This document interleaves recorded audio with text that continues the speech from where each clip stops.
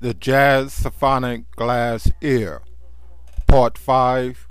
Part 6.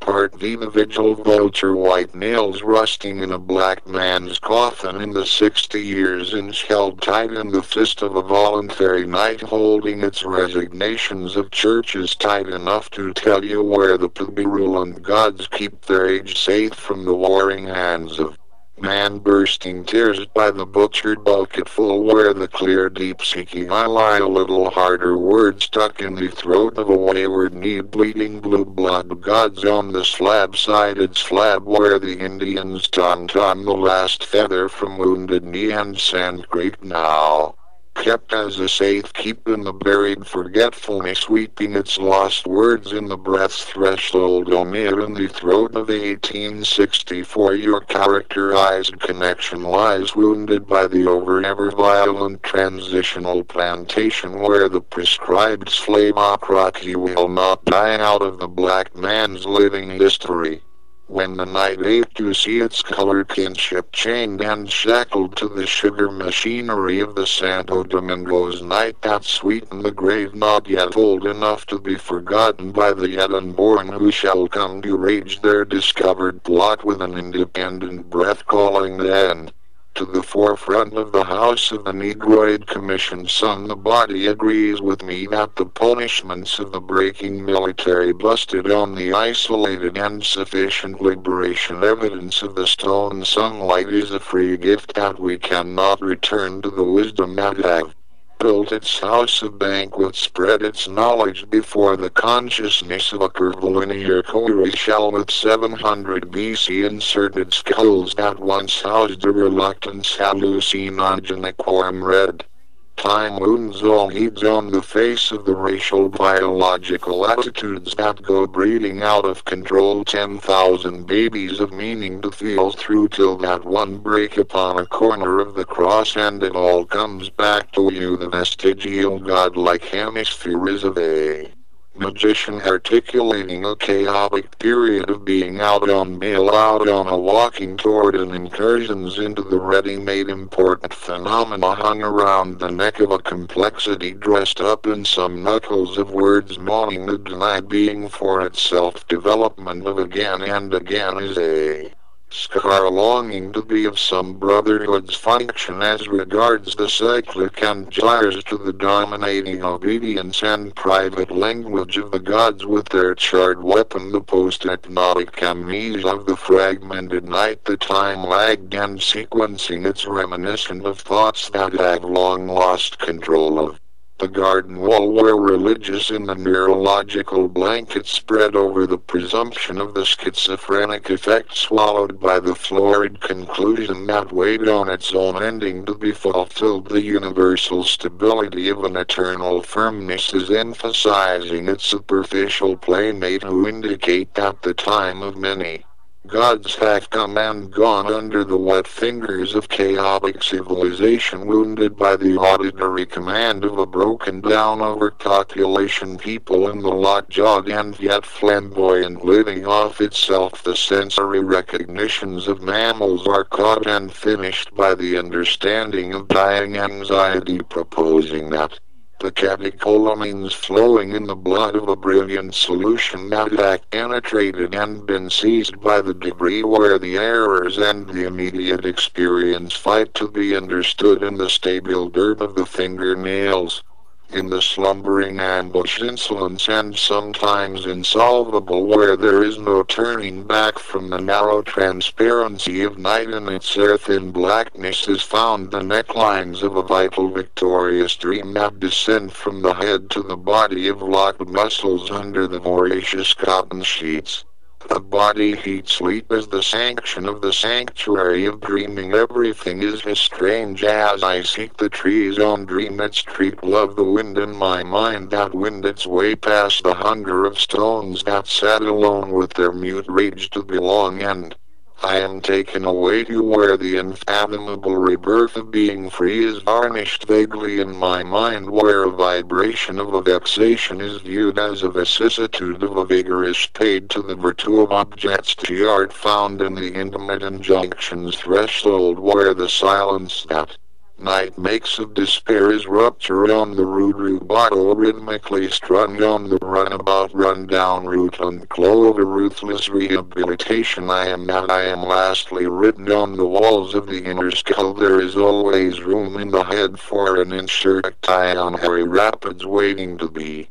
lead against the companionships of an army of emotions, all of which I fought against in vain to reach a knowable knowledge about the here and now. Be my last friend, and let us go to the last distance and find the idealized animal behavior that betrays the double brain's clumsiness of exigent expression of an aphasic rest is found in the mental function of a selective pressure toward the pulse, plowing the brilliantly implacable boredom found in the fraternal endurance of the memories of a child's hand holding the present of the future in full. The end is always just around the corner, always out of sight beside the always going's heart beating in the chest of a jellyfish's unstable, violent and beautiful rhythm, breathing an empathetic moaning of I love the sea, I love the trees, I love the land for its authentic shadows of ambition, its compound of cotton, its famished caricature, its whole world complicities, its civil rights of life, its demands of fulfilling itself as the trust toward the lowest life held equal, its cannibalistic longing, its enthusiasm for weather, its prodigious growth, its wild resounding voyages always full of willfully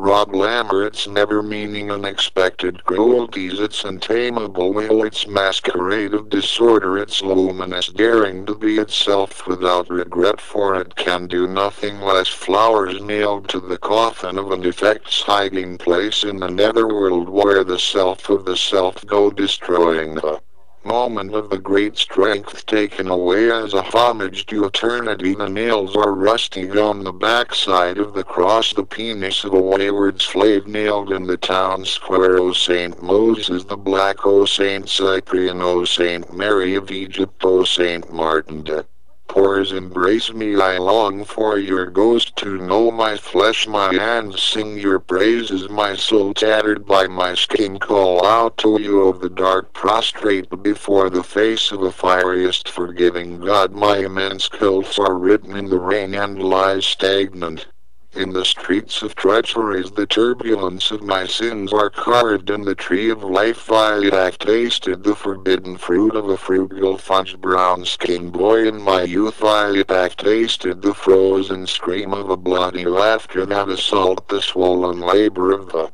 face of a Georgian swamp and savannah. I am the wayward son, the beggar of beauty, bound by the boneless, boorish, bona fide blue blow that breaks its bitchy biblical embodied essence on the edge of an eager night eastward. My emotions goes in this body that hold the last cold called crow's nest and crowded in my throat.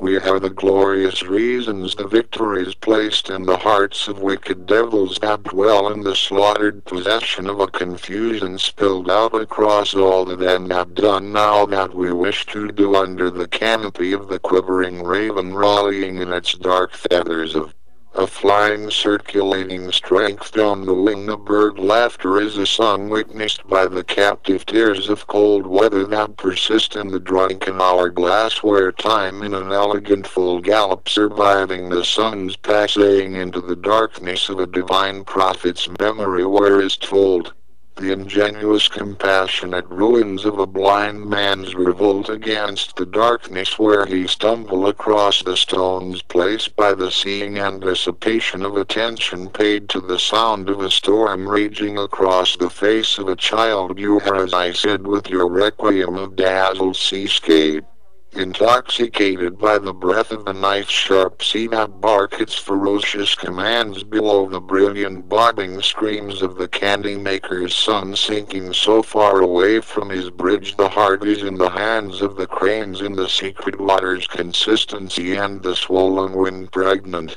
With a fistful of the forbidden anger of gods they go down by the cyclone's breeding season. They go down the smoked column strongbox with vengeful voices calling the virgin midnight to give up its self-assured thrust toward the primordial working water. The end is always near their butt.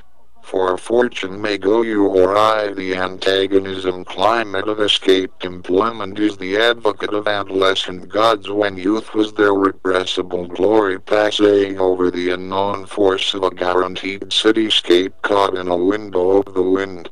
I remember the day that I wooed you. It was a wounding never mentioned to happen when the destroying rod evil entering the soul of a person can be done in an age of Gilgamesh. Why is your heart of stone? Why is your woeful heart hard? Why is your journey along the rocky and broken path where a mushroom of waltz is rearing up in its rotating head, fanning around the dead leaves of a sorcerer's rendezvous with a death-streak odor blowing through the wind as a stone in a tornado is far flung upside down in the crazed motion of its force found going forward across the Midwest. I am old and settled into my soul. It took a while to find the fit. It took years strung out on Earth's astonishingly self-conscious common sense and a coming to grip with man's bastard and backward tongue. Add but one day to celebration, the birth of the earth. By let each day of a season beginning be a blessed thing. Let us worship the springing of spring, the simmering of summer, the full changing of fall, the whiteness of winter in a bountiful fest of eating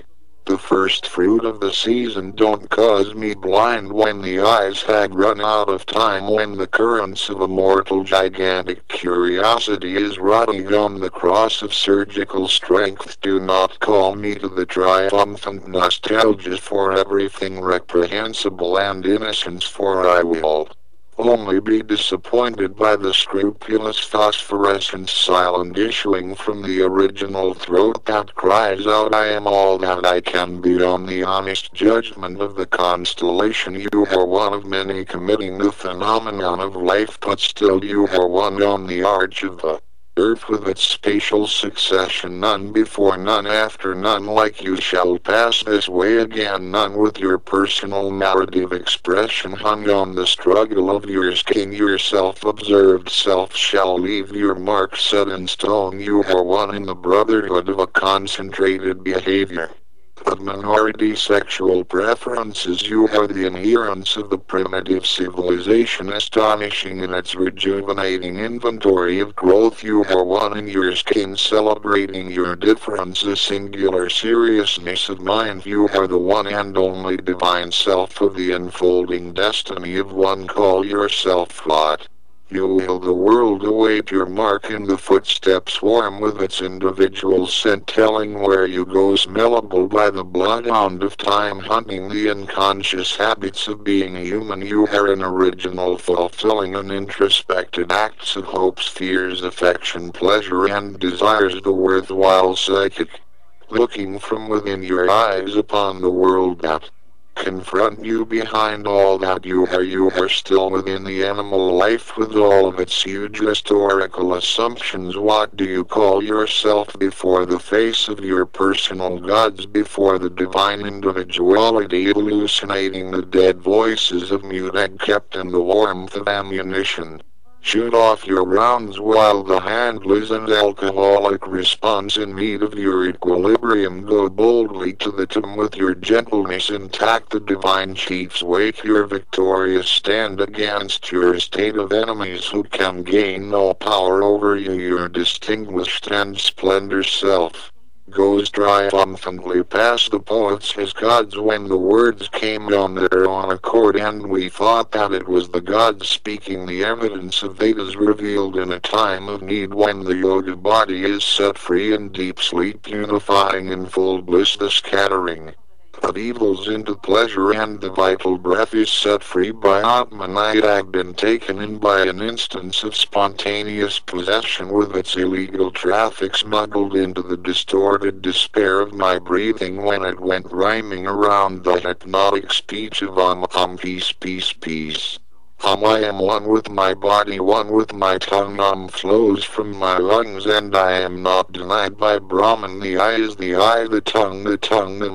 mind, the speech that cannot know of itself, that cannot be heard by the ears, the ethereal speech of the eyes, of the touch. I am one, fertile as the vegetation that cascade in incandescence words. I am a vessel, a mouthpiece against the silence that would do harm. I am the poetry embodied in a poem, the dead in the words. Upbraid the child's birth and the busting of rain, the foundation of an insane fatigue, trembling in the harness of a cathedral, the untamed lighting that illuminates the eye of a sleeping sparrow. My rhythm is my measure, knocked down by the moon's forever light. I am an untiring result, rehearsed by a triumphant thrust toward a weary warrior who confesses systematic apparition, irrepressible by the prelude boredom of the rich pains of hunger that assassinate the dark muscles of a baby arm. I am the bewildered dialect of an unturned wind, singing its hidden enlargement, its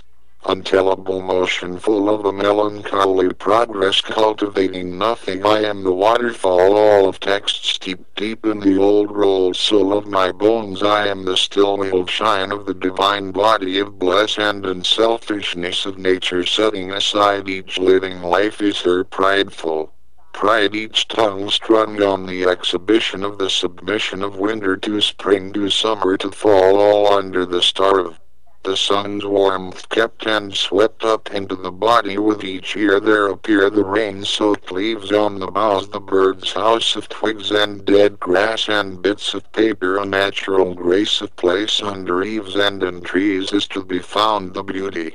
of the wild, a bit of wilderness, survive everywhere on the earth. In the half hour of a pond beyond the surface of its water is to be found the plain wilderness, tiny and swift, and each drop as crowed as the sea by degree. In nature is the living and the dead, wed by a band in the hand, by the blood in the vein, by the spark of a mark of breath is each child born wild, by the wicked red of overworn war. The overflow of blood hangs over the head of a lost life. The dead, dressed in silence, goes back to the wilderness of life. I have lost my words to a strange name that brought about the immediate business on earth, where time cannot tell with its aphorism that don't know how to give an apology. Each letter of my words are strung on the tip of a second, counting the sudden fresh milk of a mad woman's freedom, smoldering on the motionless bond that she keeps warm in the doorway of her homeless coat, buttoned up to the dawning of a chilled winter morning. I want to kiss every leaf on the tree,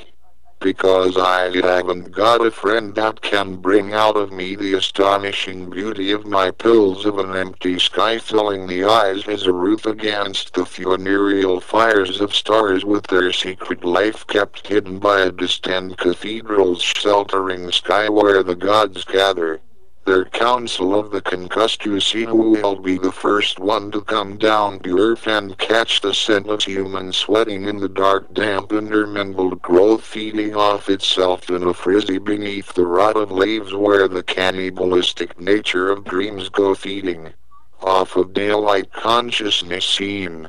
I have lost my concern for myself. I have given it over to another god whose discarded breath is an extraordinary efflorescence, exemplifying the give and take complexities of the brilliant, radically charged production toward making life that crawls across the face of the world and plant itself in the fertile dirt of language, busted open to bloom all manner of meanings. A Wordsworth investiture is intersecting the art of dreaming of a dream, intermingled in the landscape of an enlarged injustice, of a sudden sensation tearing the window pane in earth. There is such wonder as to set the eyes on a wild vegetation with bare feet, conjuring the botched season where apparitions mounted on the tongue and dialect dungeon fills the hillside with perpendicularly musical screams, crying out to the praising priests of planting found under the sun's dominant domain all that the priests can muster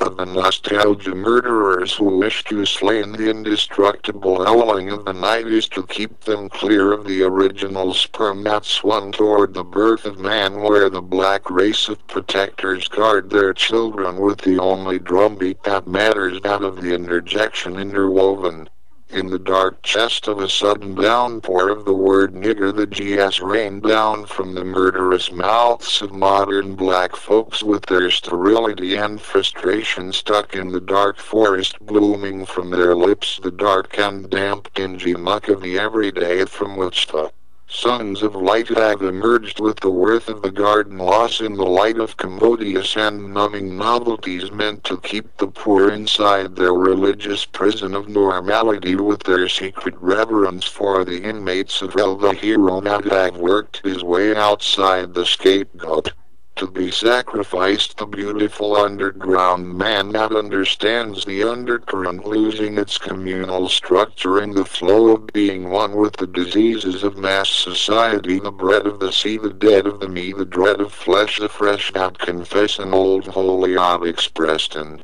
the face taking up space in the place of an hour where the host of hell tell their spells in a boast in a soft shift that drift its tall fall down to the gospel gift of the faithful flushed with faithless fables of Paul Bunyan and Stagger Lee,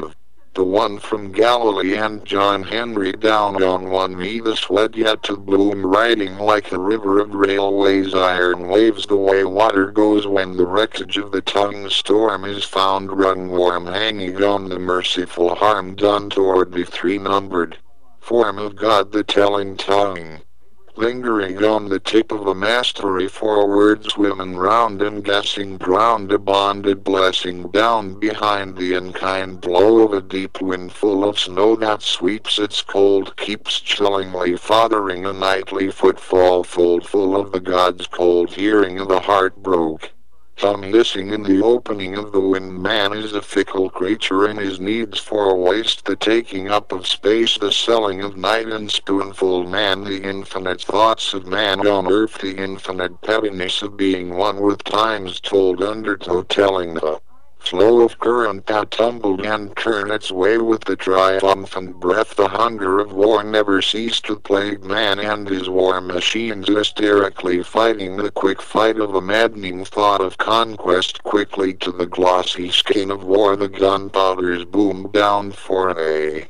body. The innocent baby born during a time of war shall come to know the carcass of war laid before the table of peace. Man of the high cities and man of the lowlands, the last man's man had yet to be born in the rumor of a flower. In the absolute solstice silence that gives birth to the original sediment of the weight of blood, the bullet flight to its found end, to the last man lonely with the sacrifice of vegetation cascading down the weariness of the wilderness, where is found the outrageous noisy shudder that grows on the skin of the proliferating apocalypse of a savage consciousness found in the collapse's prison of the skin. Are you the man who is sniffing out the tree of life, the fragile inquisitor's loyalty that take place in the exhumed hollow mirage kept for the keeping against a marvelous blue delirium let loose in the wild impulses, red rallying cries that will push you over the edge of the intertwining steps leading down to the depth where the memory of doubt contemplate its own consistency. Are you the beautiful and curious green altitude of being human before the hounds,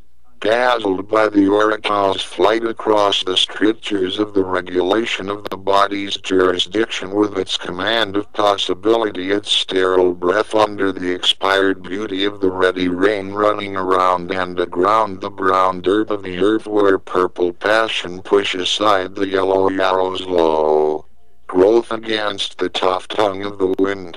The art of painting with a toothpick and speaking poems into a thimble tremor in the body of the last sacred hidden font, where art is kept till it's time to be brought into the light, ignored by negroid stringent punishment issued by the advantages unanimously rejected bloodline that conjure up a persistence consuming its way into the deep down well where water is worth all of its familiar falling from the spine of a swelled cloud raging across the drunken sky, drunk on the degradation of a prayer spoken into cupped hands of an immense begging for salvation. The rain cannot drown itself in the susurration flooding of its motion, forever seeking its level, taking its form from the pothole that holds it. Rain of the raucous treasure, rain of the kinship of madness, the unleashed laughter of rain, the greenish hour of rain falling and mounting upon itself, rain on rain, violence of a cracked and busted open sky, the resounding tiny rivers of rain to the ant's view in the kernel hour of a quivering rain, electrified by the clouds discharged, the art of crossing the burden of an untied river, art of harmonious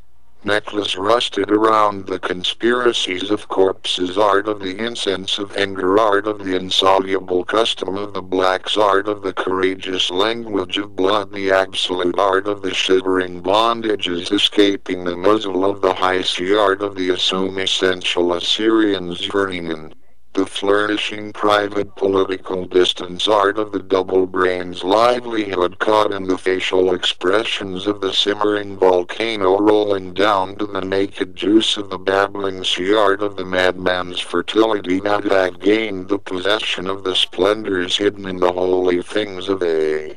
lost moment, art of the anointed righteous strength found in the faithful balance of the swamp's hunger, art of the putrefying musical implications flowering in the memories of the nostril, art of the stubborn and swollen irresponsible torment of the life of the sun, untouchable art of a smile caught in a deaf man's laughter, art of the nocturnal apparition of the immortal boredom of the shepherds of tomorrow crying out in the master wilderness where the nostalgic gravediggers are charting their progress by the melancholy convulsive complacencies of the tenderness of prostitution. This self-same art of words and paints and stones is the burning of the artist's passion, long held in the silence of the gods. It is their language, undisturbed by the incredulous suffering insistence foliage of their knowable souls, that must have their say in a world where the whorls of money changers rule the roost of the greenback landscape. Art for art's sake is the ever-renewed reservation of a germination of a unique ideal freely given universally when we are summoned to do our beautiful bidding with the intimate precipitation of a righteous promise to be true to the art with fierce vigor. Art goes about its captivated patience and conquering breathing of sacred human knowledge. Part GI. Underneath the infirmary of a random remembered empire is the raging bind enthusiasm stealing the stoic stone of unturned vegetation rooted to the jagged resonance rictus rocks of 1,000 dreams nailed to the blackbird's throat. Underneath the flummoxed flames of the self is the wreckage pitched and piled up over the years with the common complacencies of the most secretive serpent that believed to eat of the guided problematic's tail, made of a statement of being separated from the knowledge of living as one with the world. Underneath the collective cognitive imperative of a reeking timepiece in the hand of a deaf and dying death is the inalienable audible innocence, multitudes of minuets, seconds counting away the strong triumphant hour of an afflicted thirst, foretelling the time when the rains shall find in its falling a familiar refrain drummed on the heads of the homeless nomadic in their home city town, where the hero as priest is the original man of God, great and full of fruitfulness in the sphere that issues the truths of God's private judgment of genuine teaching. Consider as the alternate word in this shackled world where liberty of judgment is worshipped by the innermost soul that prosecutes the dead bodies, incredible in their lingering, long decomposing lust. When the body's conversation ends, it's the last of your leaving town, it is the last terrifying concrete of the streets, the last great effort of beginning Underneath the conviction of a handsome youth who will be the carpenter of all possibilities is the doubt of his own divinity in his time of primary prime without leisure and pleasure extraordinary, fortified with the Holy Ghost and the Leviticus laws of terrestrial omens issued to the challenge of April violence in America's going down in a blaze of glory where the handle of words fresh and forlorn with a foreign fraudulent fraud of freckle on the 40 hours sacrament of the red brains blazes of a blood train words wed to the strong words of anguish summoned by the voluptuousness of our memories that waits the common compound of the tranquil ambition of shadows astonishing proud and authentic against the cowardice of a weariness that bumps its polished caricature against tarnished empty space and say so much of the nothing prayers complicitudes begging for the civil rights of squirrel's quest underneath the small likeness of a banishment emptied of its memories of assimilation in the special exclusion of uncontested control toward the golden fireflies that drink the screams of jazz, drink the voluptuousness of notes brilliantly hung on the ears of a howling horniness hung on the fierce reformer of prophecy is the works of poets who are the symptoms indispensable and notable of the representation of our spiritual longing. Their music is that of a politician, a thinker, a philosopher in the old sense of the great heart of the sacred mystery of good and evil. They toil in your needs of the beautiful eye that sees the grandiose bubbling self-conscious of being one with nature. Let them not go mute reduced to the hypothetical entertainment of a night out on the town. Let their spirit writing music live long alongside your splendid spirituous notion hung on the cross, hung on the meditation, hung on the militant prayers, suffering their repeat beside the bitter bed that belonged to the dead. Let the master of the moon look night right, a restless right toward your longing hunger to understand the undertow meaning of life in their skin. They are as you made of the same stardust down to the dirt of their nails in the huge scope of things. They wear an ever-changing wordy ring around their brain, around their tactical hands, around the excitation and inhibition of their needs to teach in their human form. They do not fully understand from where their wisdom comes, breathing the motion's pulsation and enclosed in the hummingbird wings. The foundation of their wisdom is the naked ground where the flesh of the sea ancestral belongings needed in the enthusiasm polished measure of its tsunami underneath the long drawn out day of counting the blessing of the righteous. I stole and steal one to take to my longing lover's essence where he waits in the jungle of an instant condemned by the shadows of clarity. He waits upon the salvation that cleanses the soul. He waits upon the price that I will pay to keep him solidly safe in the shape of things to come. He waits with the solitary quest of his restless conflagration of his blood. He waits for the joy of the illegal sodomite. He waits to climb the bones of my spine. He waits the freedom found in a can of beer. He waits with his dazzled blood pricking his skin. He waits the discovering of our love renewed daily by our common concern of the contracted first marriage. He waits the splendid miracle of an union tied by the rules of the leering lords. He waits with his glorious reason fortified by my love of him. He waits on the personal God of his rejuvenating ritual. He waits the sudden glamorous glimpses of men attracted by his barely beautifully bold body. He waits the strong gratitude accelerating toward the biochemistry of our love, captivated by its own essence, ignorant of wrongdoing. Underneath the moment of release I shall return to the scummy water where grows a rustic rural penetrator's color, full of the irrepressible odor of the reflection of the moon. The grimy water of a tear with its legal salty rhythm is falling from the socket's empty melancholy perfection on a pilgrimage that can heal the thrust of a heart where the authentic fantasies of a fish fighting its way upstream to mate in the last act of its life is the last holy act of its muscles. Boys with sticks wait to beat them down and take their watery wet trophy home. Bears wait this feast of feeding on the edge of the tongue of a conceited prophet's violence, the religion devotion that he carry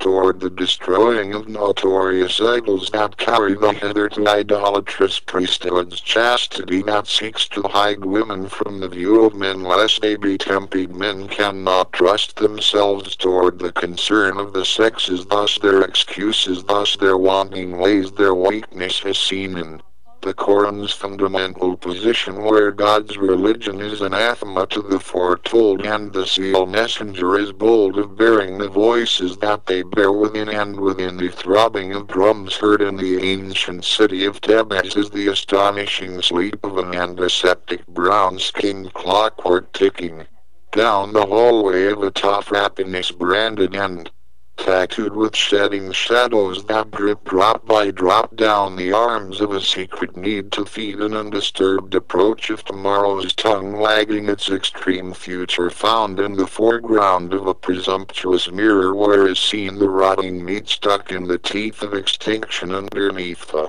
dead weight of the long-held head of a hallucination. The eye its long concern with itself, the eye forever along in the body's self-contained profound loyalty, the eye of the universal remorse of a battleground where the life of the eye is ruptured on the comradeship of warring armies, the eye that displays its special singular shadow beneath the eye of the substantive sun, the brutish battle of the eye waging war with itself, the eye tendentious tenderly promising to repeat its confession, the madness of dreaming, the eye alive in a world of way where the invention of the soul, the dear metaphor of psyche, the life force, the after-death survival of the eye with its buried appurtenances of the living, the flourishing eye in poetry's mystical secrets, indeed embodied in the difficult firmament of the technical beginning of the eye, its complex migration throughout the vocabulary of the dead that cannot silence the gods, caught like exhausted languages common to the spontaneous linguistic of flowing water, the ancient life of the eye with its exaggerated fugitive red globular eyes witnessing the ravages of Christianity in the New World, the eye of the hieroglyphic and hieratic writing of the Old World, where the admonitions of the God of eye carrying the weight of the world, its heaviness hardly the weight of a hairpin in the whispering solar waves of winds that hold fast each the planetary bodies in their places among the stellar stars. I am that I am is all there is to be said about the eye in the ultimate constellation of Enterprise's profusion and extraordinary anger of a long-haired god eating the prayers of the faithful. Underneath the memory of Yang Shao, rooted in the finally fading away of consciousness, is the specialization of time told by the rudimentary revolt of science against the divination's complexity of successive discovery that all gods are passive in the divine meaning of thunder. Human-shaped gods awaiting our death are listening to our time-told breath that will wane when the whole of the body cannot be sustained, and we shall go the way where those have gone before. Death is coming with its eternal cloak of silence. It will not be denied of its old-time relationship with life. It will capture all, even those who thought will the miracle of pills to retain the life-giving force that has no name, the body, the spirit, the soul. The later holds the to inject the yin-yang fire and water, feminine and masculine, passive and active, good and evil. We hold all in the body of one. We are the inherit of the light and dark. We are the do good or doing wrong. We are the song in the sweet old world that longed to be heard by the sizzling flesh of the night with its head on the shoulders of the moon. We are the desolate dexterous desires wishing to be fulfilled by the two-handed splendid strength of the young curfew, indestructibly howling at the maddening gesture of the terrifying night that hides all of our fears in its dark and damp corners, where the curse moaning The floodgate of its throat screaming the eclipsed smile of a sweet nothing found round about the outcastled tended with their righteous renewed glory of being difference is a criminal act. Underneath the essential point of nothingness is the tepid self-conscious language of the putrefying words spoken into the ear of an enormous nauseated day that grows on the skin of the year again and again in the turning away from and the coming forth into the eternal gas of the sun's light. Time is unconscious of its own passing. It is the motion within that knows the murmuring stimulating of an unrecognizable melody, the music of a provoked divination that honor a particular inscribed ordinary physical force found in the fountain's intoxication, its impaired ballistics balance bound to fell when the muscle of music shows its blue-eyed prisoners locked away from the blueness of the sky, show them the partial freedom found in the standardization strangled by the straightened that locked the big-boned day, incarcerated by a done with culling kindness. We are the prisoners of our gods with their goodness, glued to the guardian of the devil's patience, pride in being himself. We are the jailers who will lock up the day with our living dangerously with our cruelties, once caged by the gods that lived beside us. We are the bloodshot measure rouged and hinged and spiked out into a world of drunken dress, blooming their needs of gratitude for the air that we give them, their enthusiasm of glamour, their Christianized sleep resounding in the roots, ecliptic and untamed by the unfathomable foundation finished in the year of our blessings given in the tattered cover of woodland pattern. Underneath my secrets the red-headed boy is calling my name, and I must go to answer to his youth for the things that I did in the calamity's embrace against my confinement of the dazzling latitude, assuming the solitary of a traced laughter in love with the sound of the whinnying wind whirling around, a thought caught in the throat of the innocence of a forest's approaching the elsewhere of tomorrow's strength, the spacious tomorrow that transcend all assumptions of its promises, tomorrow that innocently murdered today with the knife edge of the sun's light shooting across the curve of the never-ending horizon, the red-headed tomorrow of a boy's secrets held in his stigma. His hunger to be a man is calling out his youth to make amends for the boyish thing done in the grip of his midnight tumultuous and luxurious sexual passion that bears the burden blossoming from the head of his prick, the milk of his children, yet born the seeds of those to come, the swimmers forever in search of the futility of an edge of an inward egg born in water. Some die because of it in the plane that crushed into the face of the sea, the tanker that spills its oily load loud on the abandoned faces of the gods, mentality profound of their man-knowledge, confusion of the authority of the self, where the wind is an omen and the act of the sun a divinization, mentioned in the hallucination of a rebellion against the absence of gods, when their breath is everywhere felt by the god-obedient hierarchies of the greater importance of the face-to-face, breath-to-breath, immediate past pasting into the O Lord, the firm cult center Lord, the one who is Son, the wise one that comes forth alive by the mouths of babies, their trickster culture with its destructive forces of the gods' ambiguous achievements for the youth to comprehend the normality of the real-life stillborn notion underneath the counterfeit blazes that lick and leaps toward the intimate vengeances tossed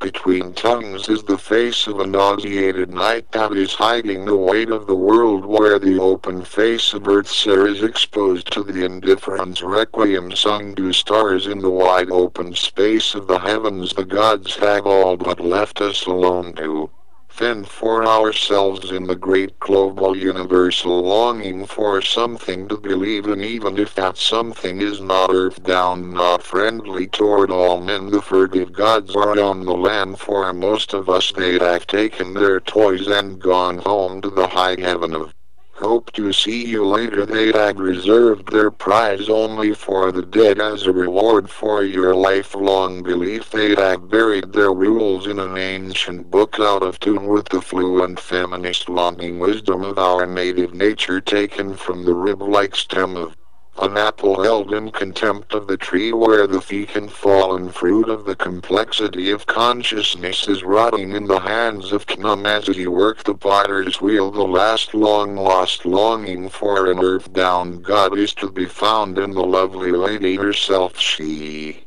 holds all life equal in part against her worldly holds she feed and is freely fed upon she could and holds all motion of moons and suns unknowable in her vaulted vastness worlds apart in her seasonal celestial spiral armor of arms. The earth is her spinning child, the sun the pit of a pimple on her face. The solar winds her birthing breath through the eyes of any creature. Does she see herself being herself? I am that I am is her same refrain. No name can contain her, no creature can escalate to escape her. Even in their death does she make use of, she contain all gods fashioned by the limit mind of man. She is the holy darling date in life.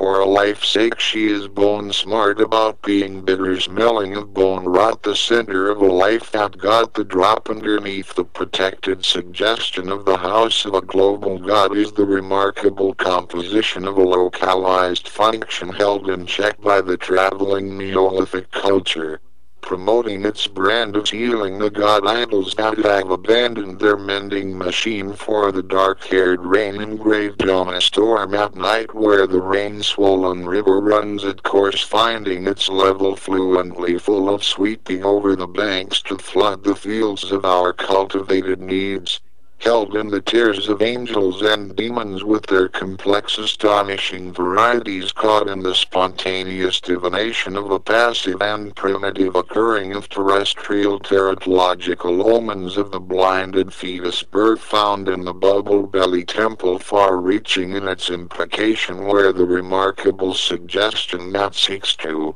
protect us from the all-consummated consuming needs of being one with the organizational and illuminating demands of the individuality of the body's laws, the soul's commandments compartmentalized with body and spirit into the yin-yang's equilibrium of the trendy trinity of the self underneath the cold and dying day of tomorrow is the unending spoken hopefulness that things will get better in the long walk against the novel situation of little importance when the moon tug at the rivers of blood in the vein of each solitary bodies where the souls inhabit a universe of their own, where the world is full of living and dying, where the galaxy is full of the thoughts of all creatures being themselves, for they can do no less than live their lives in the dominant dispensations of being one with the rhythm of the wide world, where a beating of the heart is heard amidst the noisy noise of the city with its uproar rolling across an empty mercy invisible under the street lights glow. Behold the riotous rumor that rule the new moon night in its pregnant shadowy showing its hidden face to the man-made light lining the dubious darkness,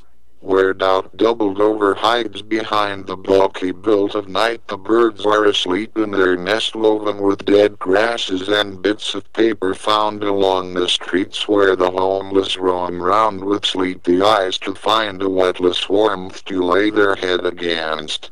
Underneath the frozen hands of the rain is the fatality of a curiosity gyrating the ancestral commands that is found in the different senses that engage the divination of unquestionable fact that certain individuals have found their way through to the other side of a commonly held belief that the gods no longer visit earth to be hired by man. They have abandoned us to be possessed by the money-making demons of our own making. They have marked us as makers of our own mean and mindful misery. They have lifted their veils from over our eyes that we may see their nakedness, their nervous longing for our prayers. The fat wave of their voices are rarely heard in this age of the many voices of television and radio, babysitting our need to hear the guiding power of a higher order, the order of knowing the other, the order of the omnipotent owning nothing, the order of a promise to enter bodiless into the haven of heaven. All the known gods are a part of the one unknowable that is both asleep and awake, dreaming or lives alive, the one great that supersedes the infinite being of its own. Being no words can capture the essence of its vital breath, no poetry can approach its immortal entity. It isn't so petty as to seek the lip service of our prayers. It is the caring that cares not. It is the literal. It need no present priest to intercede, no poet to praise. It need no churches other than the body, and even this is secretly suspect, for it need no needs other than the thought to be. It is beyond the skein of the circle of life that contained us. All my music on it is for God. Underneath the stars in the breast pocket of the gods, that goes back to the skin that they was born in when a Babylonian king of the relationship between man and gods hack paid the bribery. Observe in the hands of scientific information all that is left of the mouth piece of the gods are the priests and the undercover pleonistic poets pleading their case in the many meaning words of their mother tongue, poets of the sumptuous sun, poets of the grandiose gods, poets of the raiment rain clothing your skin, poets of the tumefaction of the rivers run, poets of the lasting love long in the limbs of love, poets of the warbler's wisdom of being itself, poets of the knowable nature of nature throughout time. Act poets been born to do your bidding by the pen. They act swallowed the swollen bitter pill to readily reach out to you. These poets of the sensational sensual sincerity of being human, poets of the grass growing according to the strangulation of the green found in the blade of its nakedness, poets of the Hispanic sky with its ghosts of blue about and above the brown generosities of their skin, poets of the foraging homeless, an ancient act played out in a throwaway society where the whip of 1,000 years is wrapped around the season of injury, poets of the horticulture sun's freedom sprung across the fraternal earth, poets of the ample wave of grains in the Midwest's embrace, poets of the artisan with its specialization flowering in the blood spots of an electrified blaze, poets of the holy water's effects wearing down the missionary's rock of ages that conjure the snake of the moving sky, poets of a forest of stars in the faraway Terravan. Our poets of the raw celebration of a suicide bombings, indiscreet killing at the market of maroon mothers mourning the death of their innocent children caught in the hateful fight of the prophet's words, poets of laughter on the tongues of a busted howling madness of the skyscrapers stabbing the confinement of an emphatic embrace, poets of the young inherence of an old world spectacle of screaming miseries on hold, its mouthful of cold golden calamities caught by the generosities of the sun. Underneath the guardian of everyday life is the internal ethnic isolation of an ear and the sun's blood rushing against the fist of a baby girl, stripping the agonizing lichen of a toothless cage off the trembling dropping of a consuming race that wage its rage across the hideousness of a collapses consciousness, trembling between the stubborn wind's appendage and the moon's great fierceness that torch for the excuse of a stupefied combustion, booming the current drenched in the remorse of a biting pain, where the geometry of a wayward dream is deemed marvelous in the temples of an avalanche's rushing toward forgiveness, for burying the distrust of the silence of laziness with its lost legitimate inquisitiveness toward the weaker side of a surrender embrace, left to wrap its arms around the fearless map of a serpent's skin, its kingdom and its skin slider across the compass pointing to the stars. Over the man-made scum of the sea, seen unexpectedly so far from the buttoned-up cove of the coast, advancing toward the interdictions of the moral prejudices evidenced in the affliction of the heart underneath the acquisition of an earlier time, is the lost literature of the private dualism. Of water its transmutation, its indivisible calling, its rendezvous, its never forgetting its way back to the sea, its transformation into ice or snow. It alone is the tears of the gods, it is their blood that flows, it is self-contained in its maneuvering to and fro. It fills us hot and cold, it is only equal by the earth that holds it. It come and go and still holds it. Measure its thirst to be understood under the undulation of the umbrella sky. It is the life ecstasy of anguish, the life readiness of guilt, the life bitter hunger hushed up in a persistent tenderness that gnawed away at the night. A small rainfall in the vastness of the thin darkness of night, where the genitals of flowers are blinded by their desires to prostrate beneath the bees imperceptibly beating of its wings. The flower's flames is blooming out of anger beside its sister that sits without regret, offering redemption by its discretion of the sexual sins of heterosexual fornications, prescription committed and maintained by the Church of Charlemagne. St. Louis, the ilex in your city spring is arched over the dying back of winter. Spring's crusade against the body of its brother springs told time in the telling leaves of tulips, springs bleeding hearts in the hest of April, spring of daffodils and pansies foregoing their color beside the prejudices of the day, where Aquinas parlance is paid by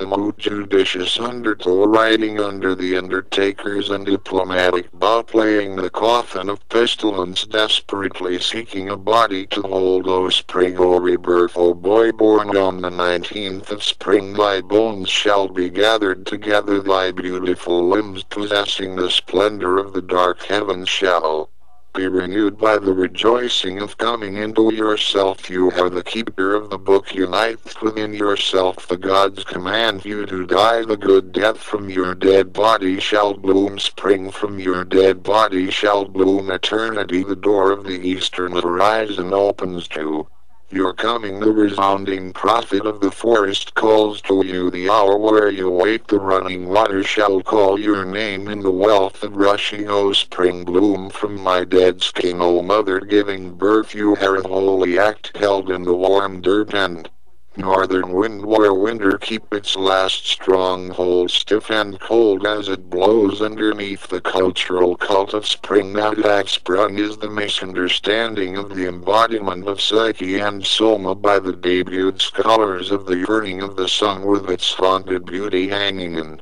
the air of our bated breath. The calamities of your mouth is the storehouse of words developing in the mind, where the devouring devil works his mystical magic to quick caught catch you up in the end. The evil doing that man can do to man, the devil can find no other ghost and home save for in man. All other admirable animals are immune from his prowling powers. This hints at a voluntary invention below the soul that can go the way of the body's desire to do wrong, a weakness of flesh all its own, but it is the mind that knows, so the body only follow in the flow. The mind betrays our brutish nature in its base disgrace that dance around the yearning mercy to portray torture thrown toward our fellow man, when we cannot find the will within the taking of account for ourselves. To the long-flung God that no longer visit his earth, down home, come down, come down, come down. Hear my prayers refrain. Are you leaving us to save ourselves while we are engrossed in the game of life? We open our skin to you, we open our healthy, honest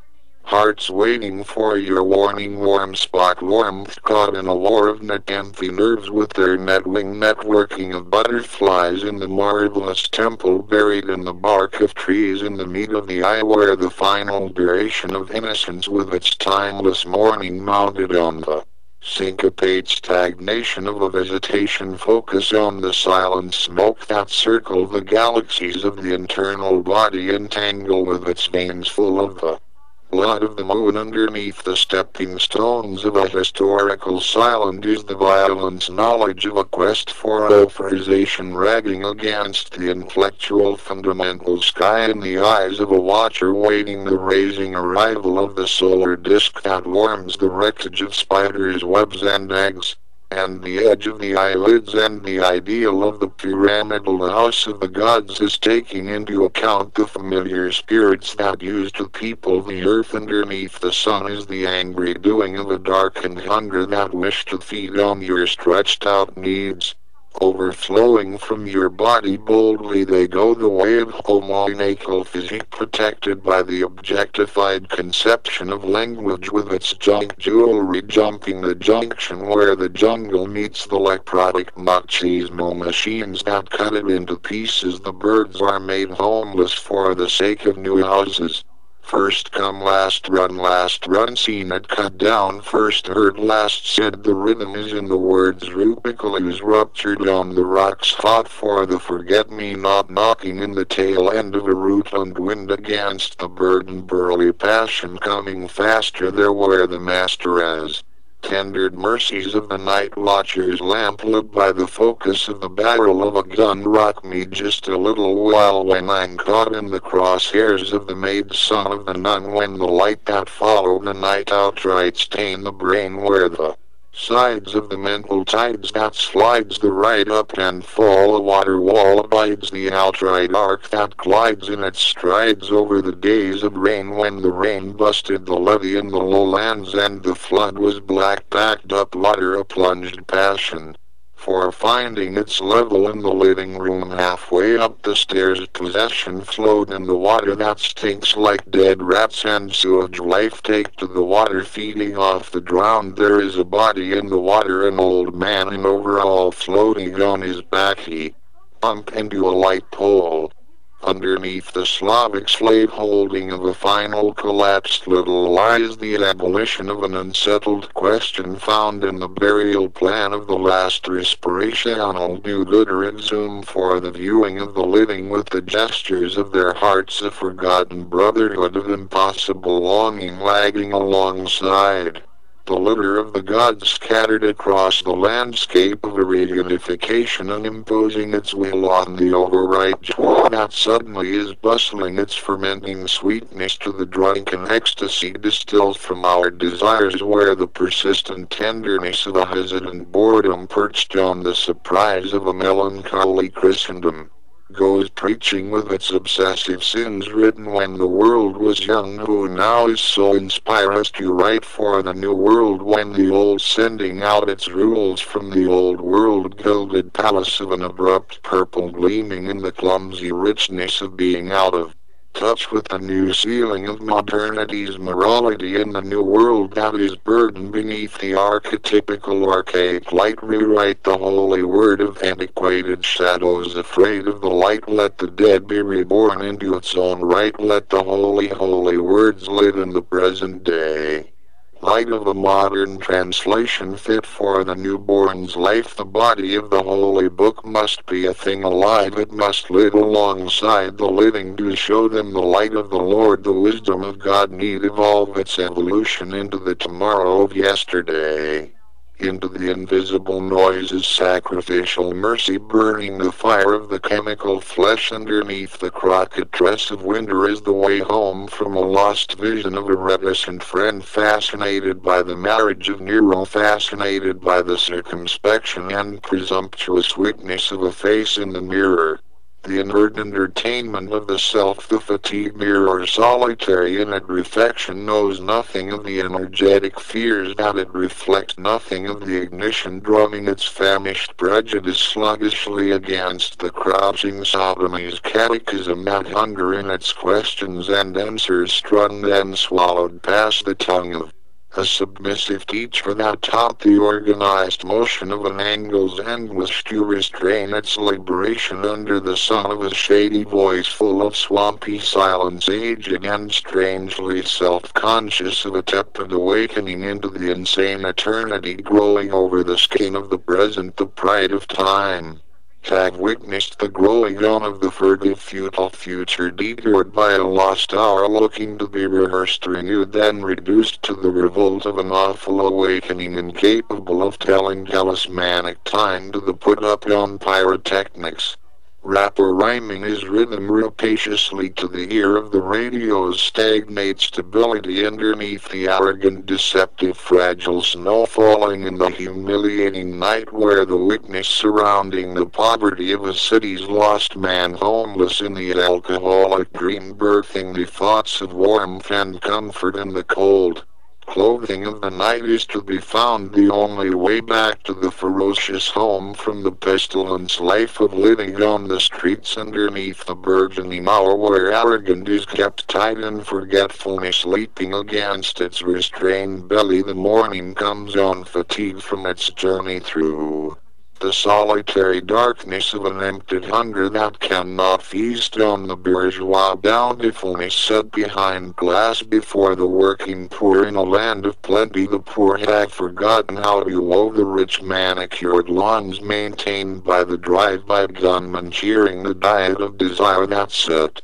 its heart apart where the dumb dead Solyasun of the Saharan tragedy relentless in the reddish-brown soil where grows Congo and Angola's king youth dreaming of the lost history of marrow hidden in burning sands where sun-heated wind blind by thousand grains the lost traveler looking for the kingdom of the sun god now long gone and buried deep in the desert of the heated heart swallowed by the years. The wilderness of the past with its repaired bones turned to stones, a done deal. The wilderness of the future foretold by the light of the sun that daily die alive nature as seen by the living, the water solely holy in the melancholy call of a tear, the cold snow slow unfold of an old blow that will not yield, the brazen heaven away, the prayer above the love caught in the wind of sin battling the uncouth truth of a ring of wings that sing the preferred words of a sting sweet strung to meet when the birds eat the earth and fly about their only heaven that they shall know in the light grey night of a new day the rain begun but bring them no pain. The found chill of their sound still rare there where the dew is young in a winter's morn fighting with the breath of spring. I hear the breeze the clear singing and I am struck dumb by the eloquent that comes so easily their remarking the dark side of the advancing light, their lust for the crust of the world, their pride spent alongside the birthing that provide a speechless day's dark spell when the church bells ring. Who would be holy to the house of the heart every Sunday morning we are set apart to worship in the shrine of the holy wind spilt on the tongue. Where is the church of the sun, the wind,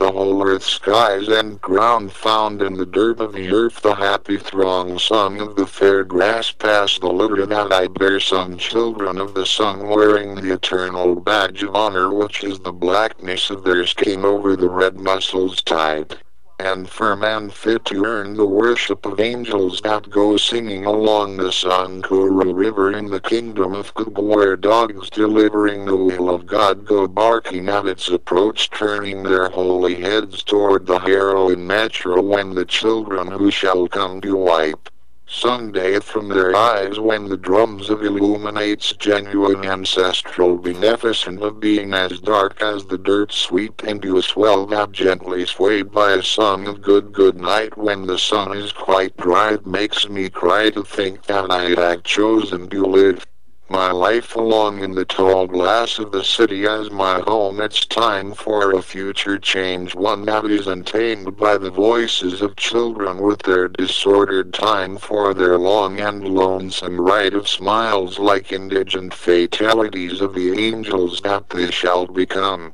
As time goes on, the angels colored me in a constitutional blue, and I skip the lights indifferently in my second-class dance of the 16 blessed virgins, finding themselves before the music of my heart. At last life is like a sun controlled by the curiosity of the conflagration of taking my love by the measure of an overwhelmed bone shot into breaking on the sharp edge of an ordinary love of poetry spoken underneath the insides of the breath that is our confident all. And you all fall, you the angels maul, you the demons stall, you just you. Wait and see, when the wind is right you can live a miracle in the space of a second, and your voice will proclaim that your faith makes the perfect storyline of the out-of-time rhyme, riding 1,000 miles, dreaming like you wish to spend your soul of the prettiness of things that look like home to you. Don't be shy by the apple and the price to pay for the knowing of the hunger that burns in the belly of knowledge, a hunger that proclaims the apocalyptic conquest when you remain all that is left of my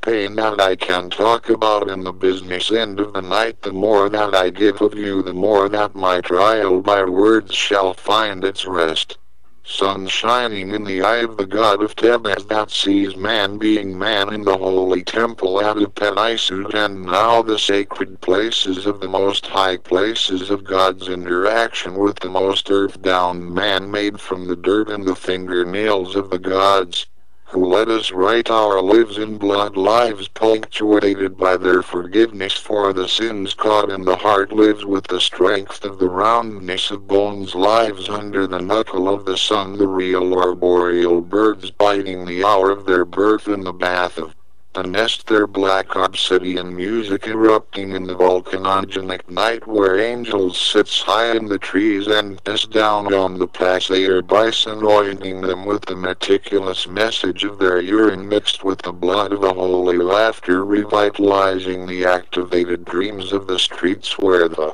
indubitable hunger of slumber hides in dark uncharted corners of beautiful weather, examining the intersections of the fractured impossible horror of a dismembered secret, and the high-scented plateaus of flowers where a decomposition takes place under the waiting wounds of an exploded torrential, singing its song of desolation in a cursed voice, aged by the naked melancholy, rotting in the geometric weight of eternally surrounding the extreme hour, desolated by the babbling common sense of a mute tormented brutality, organized by the fragile wings of the wind blowing unleashed words over the time-told imprints of an entangled friendship. Longing the obscure wounds left behind by the thirst of ancestors inhabiting the life journey taken in an obscured year, abandoned by the cult of a magical paradise, strayed words on the tip of the tongue of fresh thoughts let loose by the formula for the great disaster of ice. Sun resistance of amalgamation in the pyramid's shadows, whose wanting is overlooked by the sacred hour when the pyramidical saddle of dead gods gather to welcome the dead and him within into the netherworld. The gods have been brought to their suicidal silence from their boastful tongues of their beautiful spirits that once entered the body of the divine chiefs of children with needles in their emission of flesh, till they are connected to the myth of the never-whispered irresistible perfume of the breathy music of trumpets, notes implanted in the ear of the future, where the yet to be born with their naivete totally intact are waiting at the way station in the heaven of the unborn, beside the nocturnal thundering distilled words of an ingenuous revolt, flashing its compassionate storms, inhabited by the insolence assassinating wonder of an apple on the hissing flames of the tree of life, grown as a temptation by the secret power, teetering on the cowardly violent dreams of the reconciled heart, dreaming that it saw an army of angel soldiers dressed in rags marching off to the deafening memory of war, with it resentment and remorse for the proverb swallowed by endless looking for a God that will save us from the meat of our flesh, drunk on the ruthlessness of doing time, on the obscure star busy with life being itself, where the extremity luminous vigorous replacement of the gentle fatigued notion sleeping in the dark scared night sun, witnessing the conquest of blacks by a foreign religion, the blacks who have forgotten the gods of their forefathers, the black whose time-told raw is shipwreck on the points of the cross, the blacks who copulate in the lost wisdom of the blacks whose soul have been taken possession of by the white knowledge of ownership, the blacks clothed in the visible forms of gods that eat the heart of Osiris, the blacks who are my brothers in the blood of the slaughterhouse of violence where the children sleep, the blacks caught by the smile of Jesus, and straightening their hair to be Christ-like in a wave flowing past their shoulders that holds heads of the charter of blackness in their skin, the blacks most beautiful and earnest essences under the sun's darkening focuses. The blackening of America is seen in the extreme musical tones of our flesh, the free flow of blackness fluencies at their best, the blackest of the blacks, no less the light bright blacks of a warm miracle cannot undo their blackness through and through the sorrow that it borrow, through and through the pride alongside the sparkle of their brown eyes, black mothers and brothers flowering into tomorrow's tornado past the last same name of being black, back into the jungle juice of jazz. Blacks seen the carved wood masks that stood for the inner desire of the Godhead, a place in the heart, a grace above the love of men. Then shall we find in the face of a holy place that boast of the host on the knees in Galilee, underneath the minimum wage paid to the poor that leave their hunger hung on the tongue of a thin belly desolated by the indocile cross,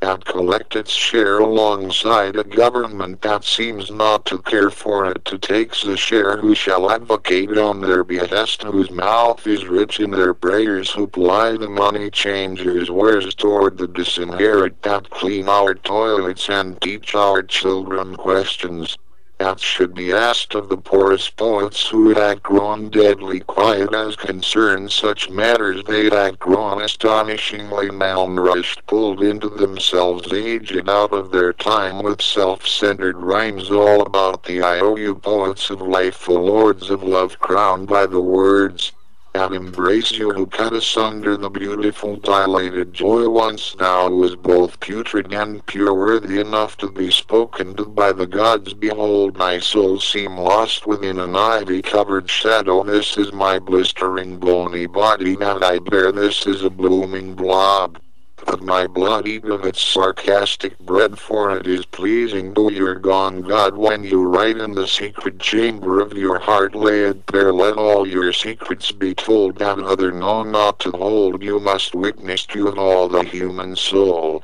is a fertile ground, let the juice of it run down, throw away your laurel crown, and go sit among the common once again. What goodness is to be found in the isolating ivy halls? What good to speak in a dead or dying tongue, O scribes of the common? Within the limbs of your splendors you have been blessed by the occupation of life, to show that none is along. So sing your sometime chimeric song, your thoughts in the night of your head is in tune. Without the breath is your singing, the word scenery generating the unhinged treasure gnawed and swallowed by an obscure habit of a flower's outrageous happiness of incandescent silence. Fertile words are your tools, in tones used their fluid weariness shudder and embrace the enticement of a dissolving, proliferating, primordial second coming.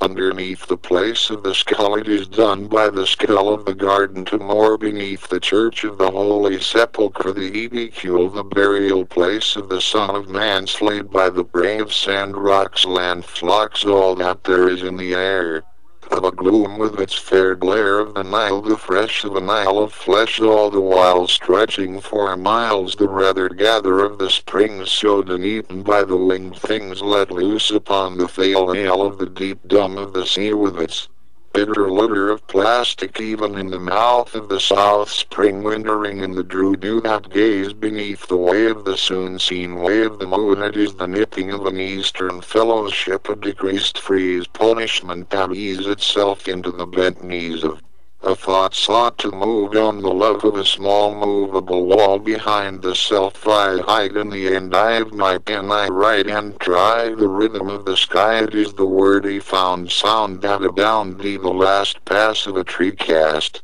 Me and I am thrown upon the fast fire of forgetfulness, then you become the yet wet man of lore. You're not begun before you wore the dun-took book of the far look of looking for yourself in the poetry of an air around the ground successfulness of a wilderness in the ancient stone and bone that once repaired the air. Your cries are not despised, they are spent in the end. They do not offend but rise in our eyes. We are the light that hath taken flight, the fast last blast of hovering words that list its flow in the mist of fog that roll around the flagpole where patriotism flyeth mast in the unfurling day of mindless murder committed by the willful mind to not die along.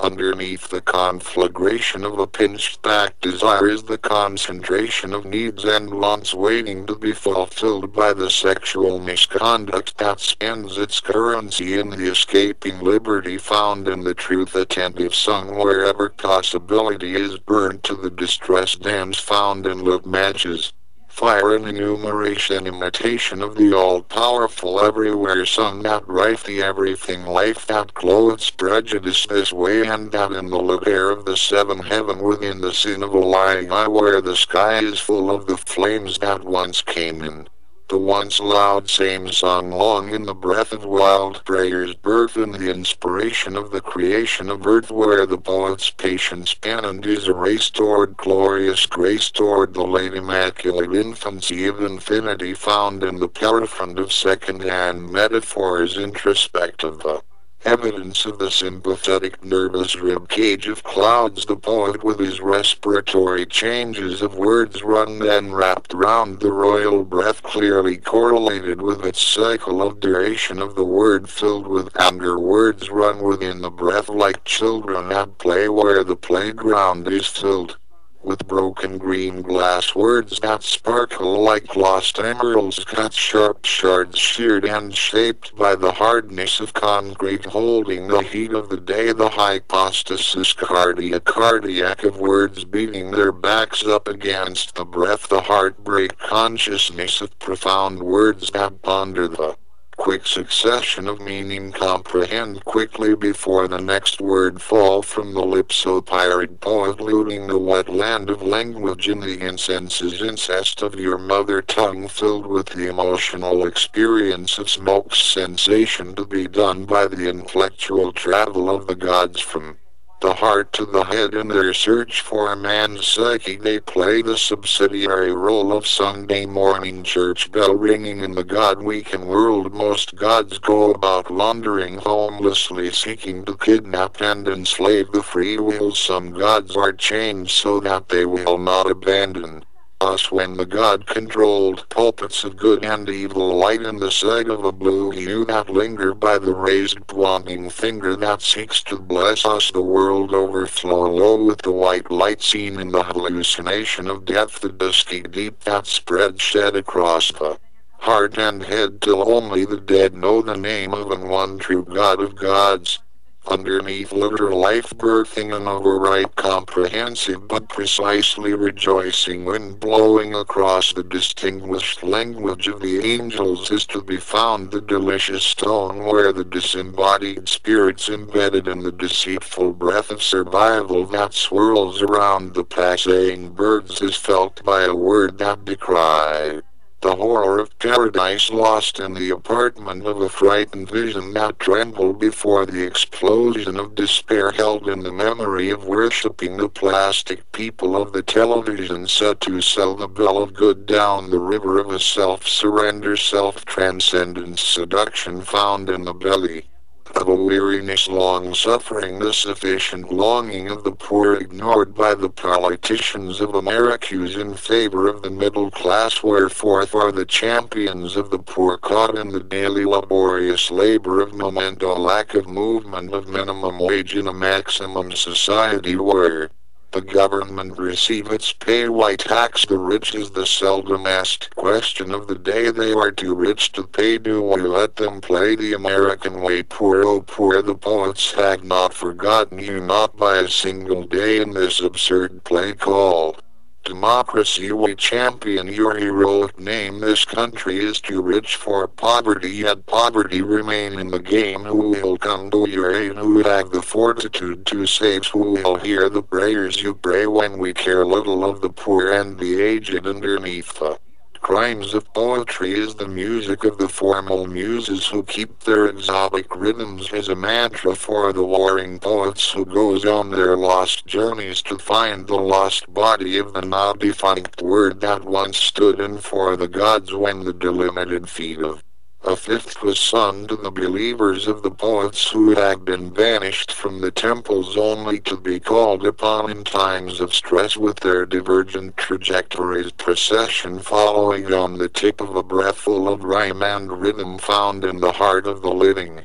Language that lingers from its ancient mentality, born each generation anew. The young makes new use of the old tongue, they keep the language young. You are one caught in the orgasmic originations of the organized word. You are one who rate the body of words to fulfill your meaning. In the false algebra of the Holy Ghost and the holy drunkenness of the shadow of running water, in the sluggish clarity of an irresistible sound of a fountain, in the beautiful breath of low thunder, in the stubborn delirium of revolt with its murderous bloodthirsty revenge toward a river of tongues. You are the young of infant hopes in the master wilderness of an insane boredom. You are the immortal torment, gigantic by the fulminatory voice, modest in its wounds, indicted and inflicted by the seascape's long lonely arm. Youth lie at the crossroads of a love-struck dance of time, at time on the grayish brown grass like long growth in the throat. Youth believe that it have an immortal line which to spy on the passing of squared time, deafening in its memory of passing. Youth knows little of the world at large, with its warping warring heavier with moans in the secret of a public's bullet fired in the deadly April of American history. Blessed be the naivete of the young, they are saved by their ignorance from the harshness that life is saved from the erection of a gun, till to war they come, where they give their lives to the execution of a roadside bomb. Underneath the bloody barbaric hybrid of a humorist's rod is to be found the shattering humor of our identification, our courage borrowing from the zeal of an occupation held in the deprived concrete of the sidewalk's power, holding up the scars of the always present air, care to care about the forgotten, lost in the distant landscape of a cannibalistic atmosphere, humbled by a haze touching the odor that flows as a muzzle on the wind-free wind, as a monsoon of musical laughter howling underneath the wounded violin of a mountain's nightmare, where the midnight hour comes on like an awesome antique passion, transformed and stripped, mutilated by a discarded breath, collapsed onto the rocks themselves, exhausted by the roots of trees, dismembered by the knife-edge wind in the season of darkness, with its shoulders to the wail of a dying light, proliferating the remorseless cruelty of an inheritance laughter that summoned the victorious obelisk of laws that have long since taught the tongue to teach the tender tenebrous to take on light and shine beyond the shadows of an intimacy innocent of darkness, where the forbidden anger of the gods is thought in the feline instant of the machine of muscles, at all of their wealth crazing the hunger of an empty conflagration, fatigued before the divinity of the last victim of the mind's well hell of a slow throw out about the no-go, the so-do that blow and smother the sweet mother of a poet's song long in the limbs of a hollowed-out poem, with its pregnant face of begging mercy that will not repent against what went past the ear, within the sin of a stone, alone against the bones that break in the wake of a be-all and end-all call to duty, to do the states bidding at the beachhead of last regret, last call for alcohol, last overhead moon of the riverbed, last distress of a poet's success, last blind left behind, last midnight to follow daylight, last degree of the wanting sea, last word to be heard by the fragile unpardonable poem that calls for the overthrow of the irremovable orange, the overthrow of a country that hath turned its gigantic back on the injured poor, whose blood is red, white, and blue, whose eyes are full of stars, whose emotion are striped. They are too busy being poor to contemplate revolution, but how much more can they stand to be set upon by a fat society that turns its back, and facing the middle class with their handful of the winds of commerce, they are placated by the trinkets of conquest, the fast cars, the slow TV, the debt that keep their hands to the wheel of a sudden strength put in the underbelly, where the rich care not go, where the government shine no light, as if not to know in that dark place the poor labor to keep the rich fat in greenbacks. I am such a mindful man underneath the glossed over surlist of cocked weapons with their forbidden boldness. Naked in the hands of the young black kids is the opposition of a life well lived in a time where the dimension of humor caught in the anticlimactic moment is extended past the blood that flows in the ghetto of the mind schooled to be so. The disinherited dreams of their inherit, where out of the ghetto there shall rise one who is born to lead in his time. He shall be as a butterfly circling the honeysucker vine in twine of a rusted chain link fence, and pollinate the blossoms of the poor minds toward rebellion for their share of the American apple pie. I tell no lie, as sure as the syncopate sky is open with rain, as sure as the madness of a prejudice of the dawns shall assassinate the one, as sure as the mounting water rise incorruptible by the bridge that carry the day, as sure as drowned logic quickly fade, as sure as the loud scream of the sun will murdered angles, and when it is done the one true God of the stretched out arms shall go screaming the bankruptcies and steadily sterility of skyscrapers, as sure as the hair upon the head of trees shall fall in a riot of wind, and the graying of Americus is seen in the age-old wisdom of Midwest wheat shipped to the east, as sure as the machine of ants with their silent ruthlessness of a drunk bird are following singles files from their home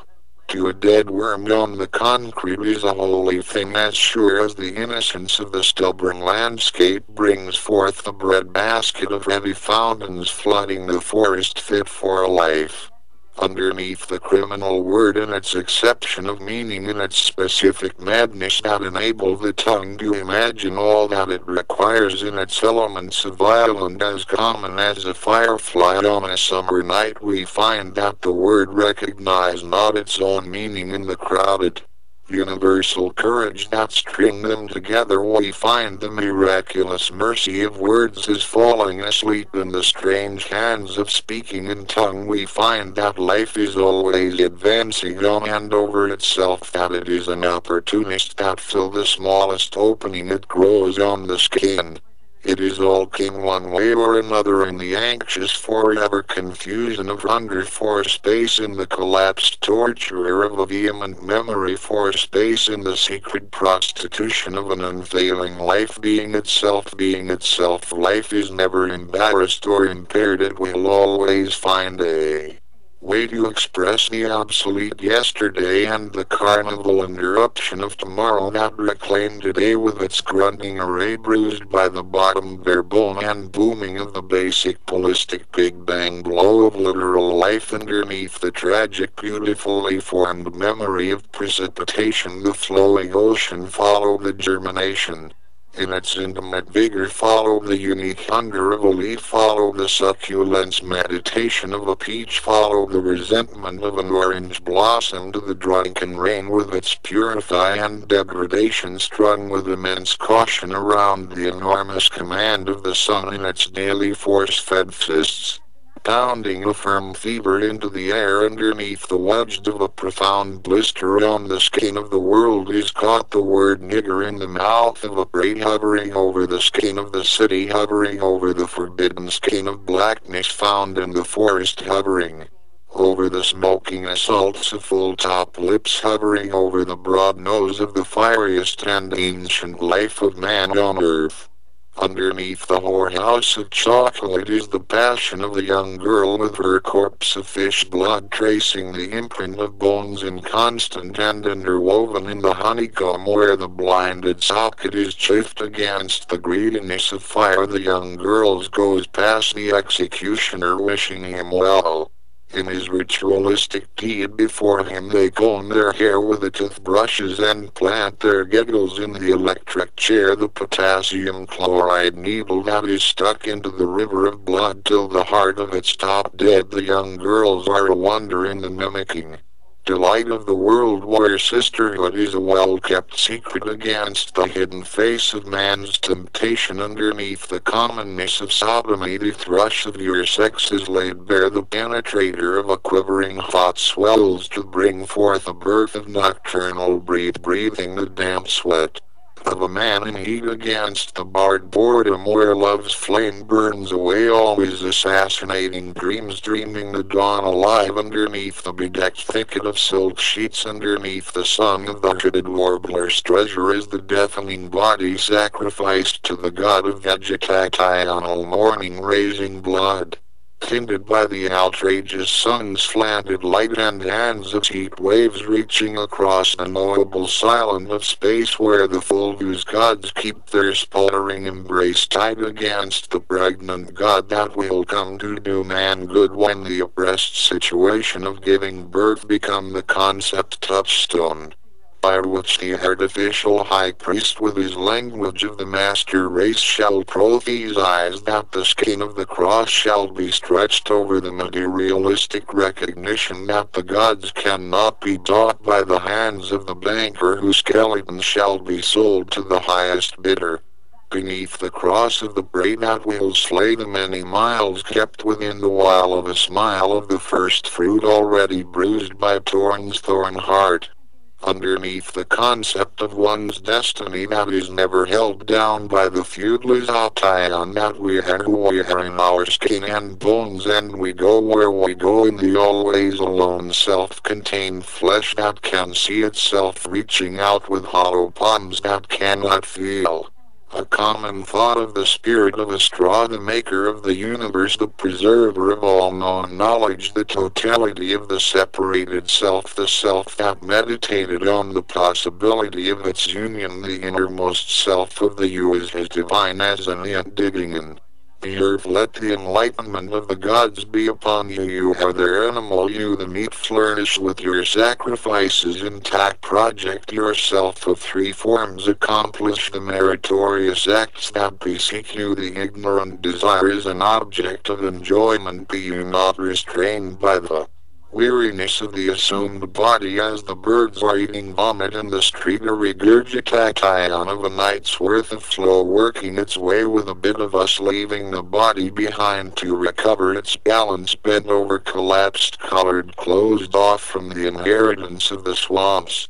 Frail distance and genetic zeal, blonde of skin, the proudest predominant pain-taking image paraded past the billboards of what our souls want, waits for when the mirrors of our irrepressible half-light of the insane nodding boredom found in nosy buried cities where the hymn home of the honeycomb hears in the ears of the one Father's Son set a straight thee to be beside thee. They do a true taste of love from the art of the heart, glad act of the night's delight that break awake across morning that cannot wait. You the more of you is the telling the adore of you, knowing the non-knowing. I induce the truth to be true, I believe, I deceive, I thief of belief, can do men dwell in the holy stress of the mysteries of living in the cities, the glory paraclete's countenance nailed and lanced when the everlasting burning of the self is incinerated in the backyard where the birds congregate. Let the order of your odor wave past where you have been. Let the spring of things everywhere, the damp stamp of woods that stool the green between the bark, the prime time autumn made glade round about the blacktop tracks, set a fire of the cane flames till tight and died out with a last act of defiance, smothering in the roots ground of who we wish to be. Underneath the eagerness of analytic sentiments is to be found the beautiful ambition of the irreducible hallucination of a red-winged blackbird sung when the storms with thunder and slumber in their throats hump their backs and take a breathful of rain before it run aground around the drain. At gargle its flooding drinking till drunk on the monsoon's delicious flamboyant chest of the flooded sky with its odor of rain set free to wash away all that it can reach that is not anchored down. The rain is ancient in its falling, it is unstable in its under. Full underneath its flowing skin is the whirlwind of watery muscles that control the flow of a timeless motion. The rain is friend to many, it is too high to be molested by man, too ethereal to be controlled by anything earthbound. It comes on its own Eucharist euphotic. A chord underneath the tough thoughts of warring commands is the half-civilized notion that perceptive motive tinted with the consumption anger of a solitary hunger is the famished belly of Anna in the hidden place of the great gods, satisfied by the spilling of blood dilated with joy that pays homage to the ancestors clothed in the memories of the living sleeping, the unified experiences of bliss, incomprehensible essence manifesting a merging of the creator with the created, saying grasp this with your skin, it is the touching food of the saved, this is the aggregate of body and soul. It is the identified and intellect of the self assembled before the great eye of God, the sacrificial libation of the body, the vigor of the senses is a food eaten. The love of love can fill the belly of your soul, the love of soul can feed the belly of your spirit, but the love of food alone does nothing for the body without the taking of it into the cannibalistic enthusiasm of the prodigious soul that is wrapped in the flesh of a trembling, scattered rhetorical, tortured by the ancestral scar, suffering the rewrite of a history told to the children of a dark triumph race.